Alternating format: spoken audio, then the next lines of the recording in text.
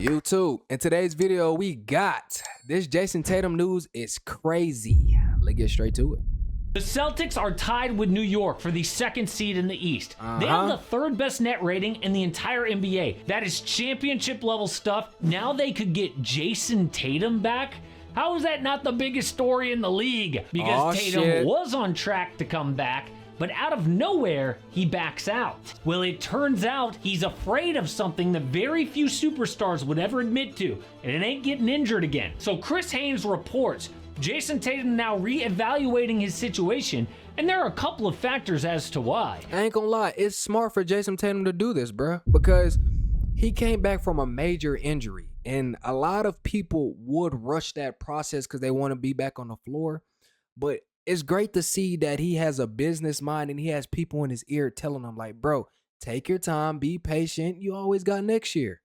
Tatum himself told Ramona Shelburne he wants to get it right the first time, so it's just a lot to think about. What does that even mean? How, without any physical setback, is man going to bench himself out of nowhere? Well, remember, just 2 weeks ago, Tatum did a 45-minute workout in front of reporters. Weird, because the Celtics are such a tight ship organization, they never let the media see stuff like this. So it was a clear message, I'm coming back. Been 8 months since he broke down crying after a torn Achilles in the playoffs. I ain't gonna lie, that's one of the most worst injuries you can have, bro.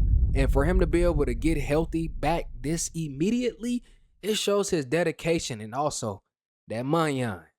The C's were defending champs. Everyone assumed a gap year while their best player rehabbed. So, front office guy Brad Stevens trades Drew Holiday to Portland for Anthony Simons, deals Kristaps Porzingis for parts, and lost Al Horford, Luke Cornett in free agency. Dismantled a championship roster.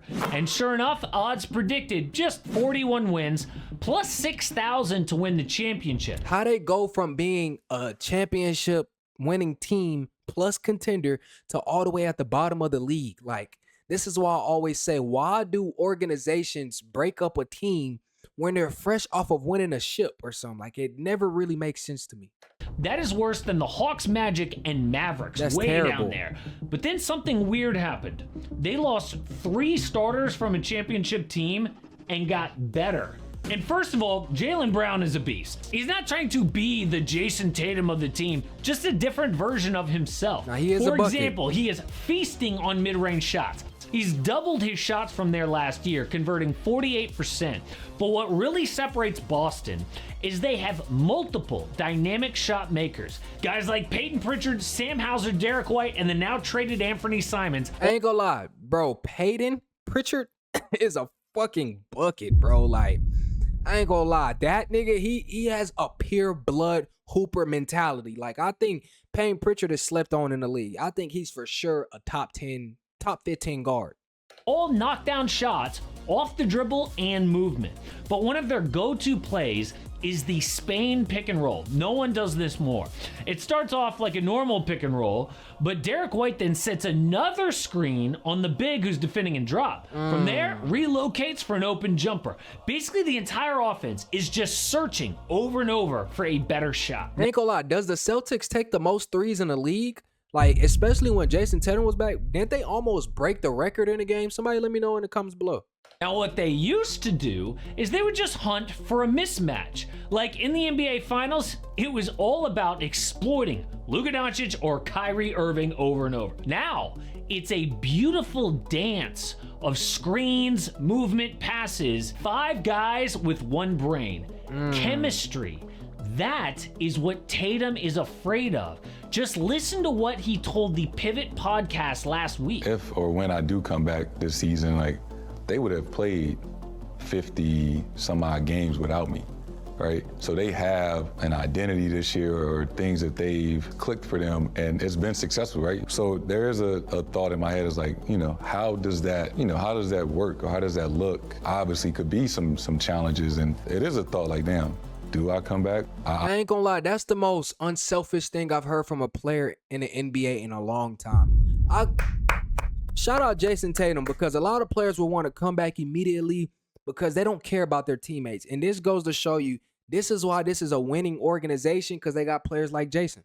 Honestly, recently in the last like 2 weeks or so, kind of contemplate every single day. So Tatum isn't Jayson, afraid man. that he doesn't have the skill to learn this new dance.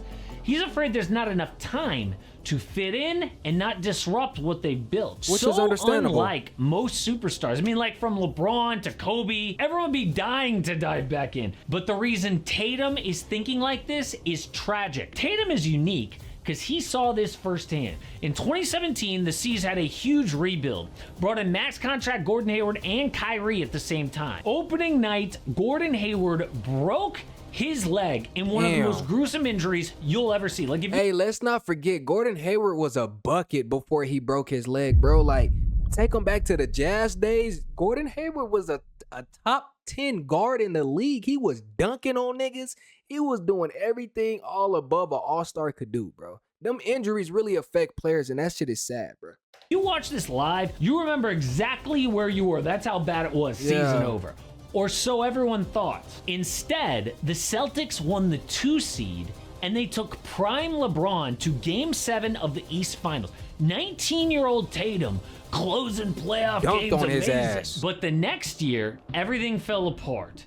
Gordon Hayward came back. He wasn't washed. He just wasn't ready. So everyone was like trying to help him fit in. Tatum gives the ball up too early, trying to get Gordon going. Brown pauses instead of attacking. The offense slowed by half a beat, which killed them. So Tatum lived the danger of coming back too soon, and he knows it could happen again. And on paper, it does make sense to come back. Tatum has the skill. For example, in last year's Knicks series, watch Jaylen Brown here in isolation kick out to an open Tatum. I mean, that is new Celtics offense in a nutshell. I think he just doesn't, like you say, don't want to ruin chemistry. But at the same time, they're about to go into the playoffs, and this is a detrimental time where the Celtics need Jayson Tatum because they're going to need another ball-dominant player who just can go get a bucket just whenever.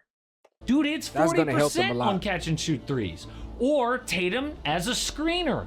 Staple of the C's new offense. Tatum had a ton of success in games 3 and 4, specifically against the Knicks. Look at how he creates that space He was with going his crazy. screen. Nightmare for a defense in that 2-man game. So Tatum isn't like Luka Doncic demanding the ball when he comes back. He can be that elite role player, flashes of superstar when needed.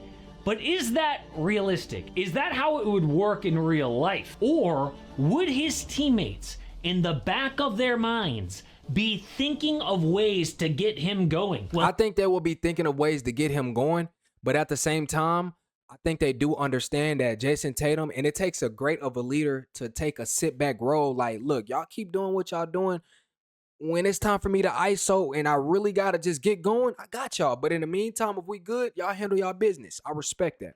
He knows what it's like to be that teammate. I hope he tries to come back. It would be so much fun. But even without Tatum, the Celtics already pulled a big upgrade. At the deadline, they traded Nikola Vucevic in a second for Anthony Simons in a second. But why do this when Simons fit in so well? For 2 reasons. First, dealing Simons money, key to getting under the luxury tax. People always knew this day might come. And second, the C's front court is garbage. Now, okay, that's probably a little strong, but Joe Mazzulla has been trusting G League rookie Amari Williams at center.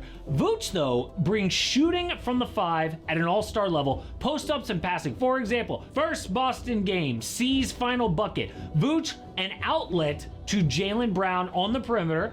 When he saw Jaime Jaquez closing, though, Vooch drives by him, but then spots his new teammate Derek White in the corner, splash the game winner. That's why I don't know why they got rid of those bigs, because all 3 of those bigs, Porzingis, I forgot the other one, and Vucic, like, they all are bigs who can shoot and space the floor. And when you got a full 5 of guys that can shoot, that is a dangerous combination, bro. Now, what Vooch lacks is defense. Dude is a traffic cone, and that is actually, Boston's got one real weakness this year. It is defense. But Brad Stevens is one of the smartest GMs in basketball, and he likes the fit. And side note, I mean, Vooch is an expiring contract, just like Simons. So technically, this is just a 30-game tryout. But if he pops, it is a major hole that just got fixed for the playoffs. But the bottom line, the East is wide open. I am sorry, Pistons fans, but they haven't been past the first round in 18 years. All right, let's not disrespect the Pistons because Cade Cunningham is a fucking bucket. Like, I feel like Cade Cunningham is one of them players, like, if you put him on any team and you got him, you have a major chance. And by the way, the Pistons are performing this year, bro. They have a great chance, seriously, especially picking up Schroeder, who's a vet. Playoffs take experience. Boston has plenty of that. Yeah. Plus talent and coaching, but the ceiling if Jayson Tatum comes back. And then whoever comes out of the West will have gone through basketball hell, okay? From the very first round, they will face a killer. Then the second round, the conference finals, could be beat up by the time June comes around. Yeah. So this is a gigantic curveball nobody saw coming from Boston this year. But I ain't gonna lie, man. Y'all let me know what y'all think about this situation. I think Tatum should come back. And he's right, though. The West has a powerhouse of a schedule. Like, it's crazy.